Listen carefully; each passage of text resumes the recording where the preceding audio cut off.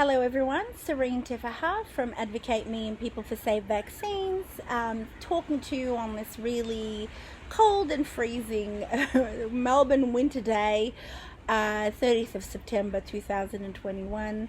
I would love to invite you all to a barbie, but we need to win some cases first and get ourselves organised really fast.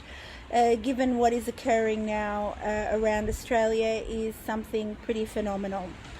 I'm not going to update you all on every single project we're doing, but I am specifically going to update you about the wonderful work we've been doing in the Fair Work jurisdiction. Particularly now, given the responses that have been made publicly by Safe Work Australia, by Fair Work Ombudsman, and by other union and lobby groups. We say that those advisors and those, that information is extremely lacking. And we are really, really concerned, at the way in which the advice that has been provided around mandatory vaccinations and the employer's powers to do so has been inappropriately, we say, canvassed by these organisations, creating absolute confusion on the ground. And this has been also amplified by the recent decision that has been made in Kimber in Fair Work, in the Fair Work Commission. We have been working really hard on trying to establish a proper precedent in the Fair Work jurisdiction. We have a very brave paramedic in WA who is challenging St. John Ambulance on the fact that St. John has made a decision with relation to, in that case, influenza vaccination, and terminated her for not getting the influenza vaccine as per what they purport to be lawful and reasonable directions.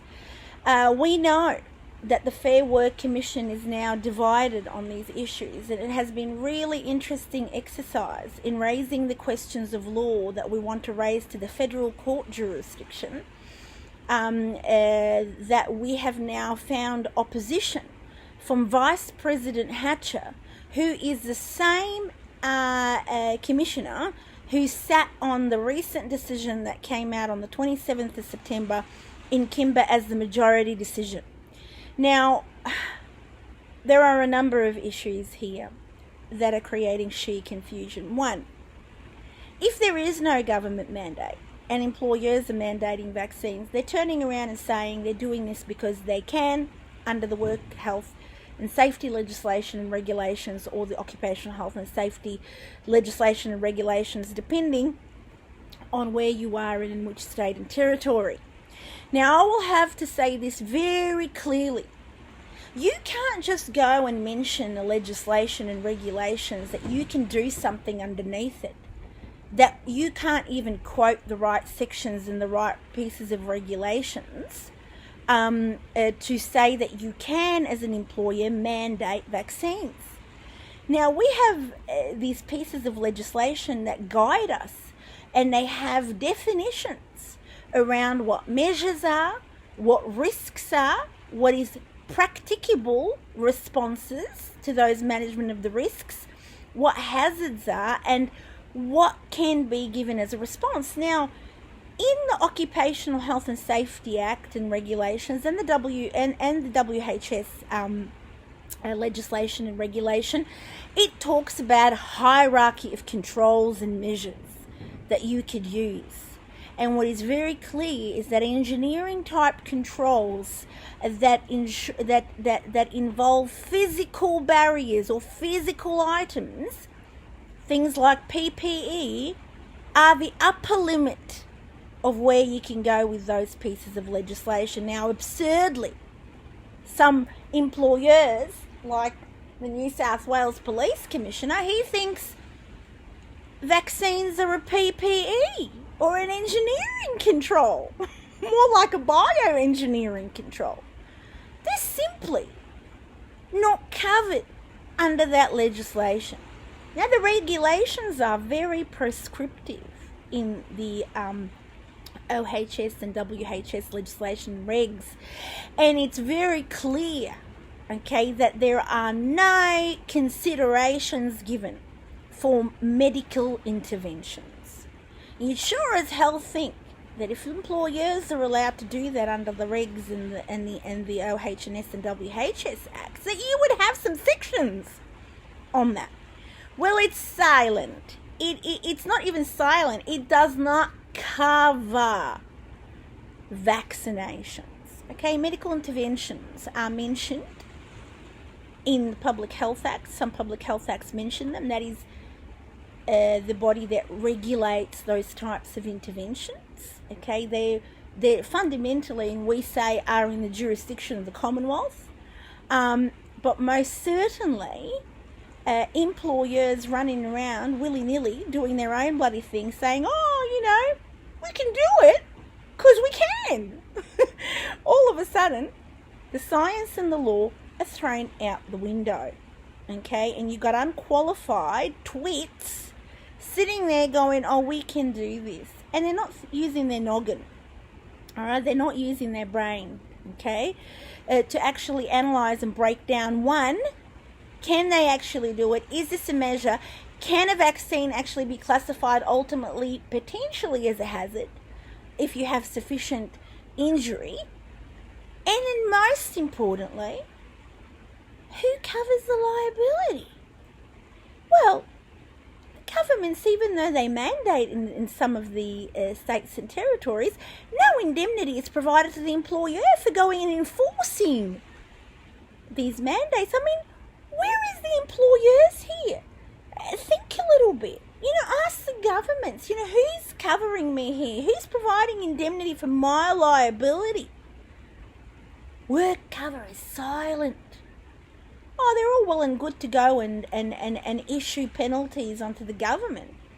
But what happens when the government is now pushing the employers to do this? And secondly, when employers are going beyond government mandates and now mandating it in their own employees without any assurances from Workcover that workers' compensation will even cover any of these potential injuries,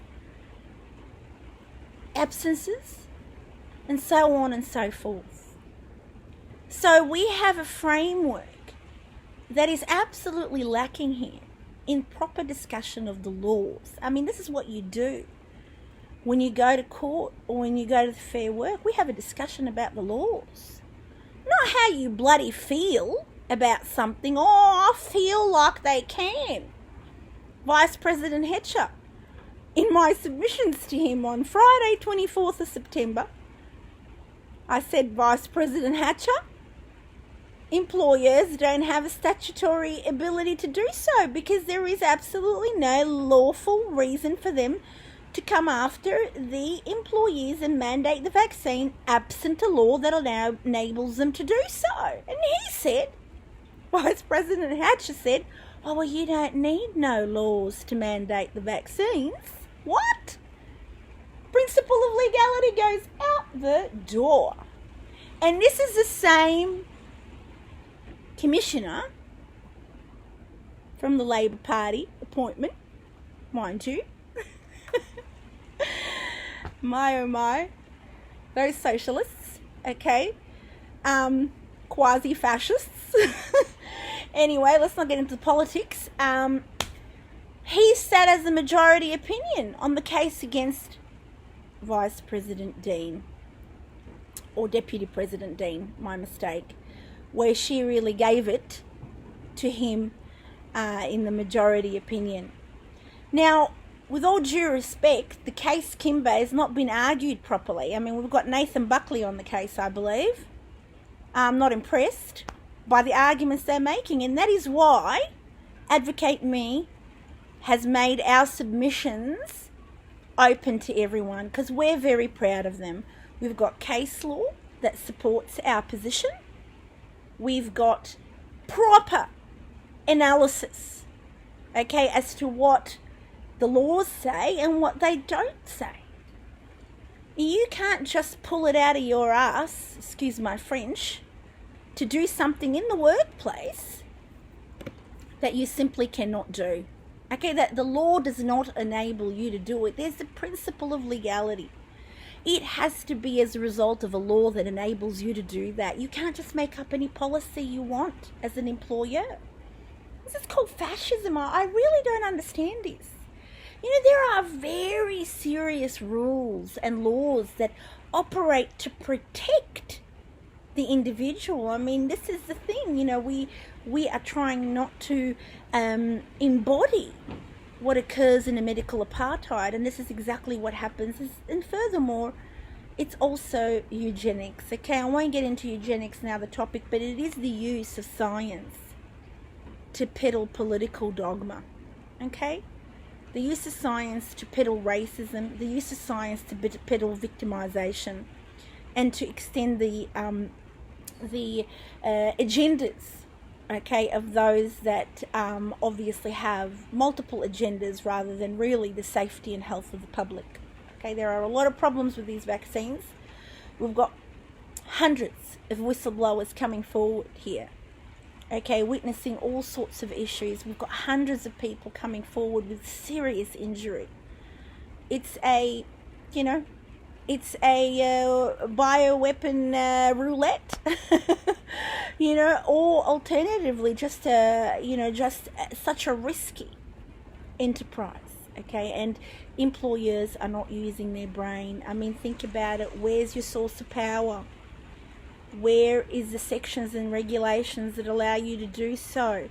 Where are your qualifications? I mean, medical practitioners, I mean, even the Public Health Act is not being followed appropriately, as we are arguing in our other cases as well. You know, we're targeting everybody. The vaccine companies, the Commonwealth regulators, the Commonwealth, the states and the territories, and the clowns in between. Chief health officers who've got no experience on the ground. Bureaucrats that call themselves doctors. We have a problem. Okay? So, all the information is on this page. Please read it carefully. You're an employer. You're opening yourself up to direct liability in tortious action against you. Whether or not the government is telling you to do this or not, you're left in the lurch all by yourself. Think about it, for God's sake. You can't even answer the questions. I mean, this is just a bullying trap. And they're destroying your businesses. It's amazing people's level of compliance, and particularly employers. Think about it. We've got the business register risk register document. We've got our submissions all out there. Read them. Read them comprehensively. We're taking this case all the way to the High Court if we need to. And we will win.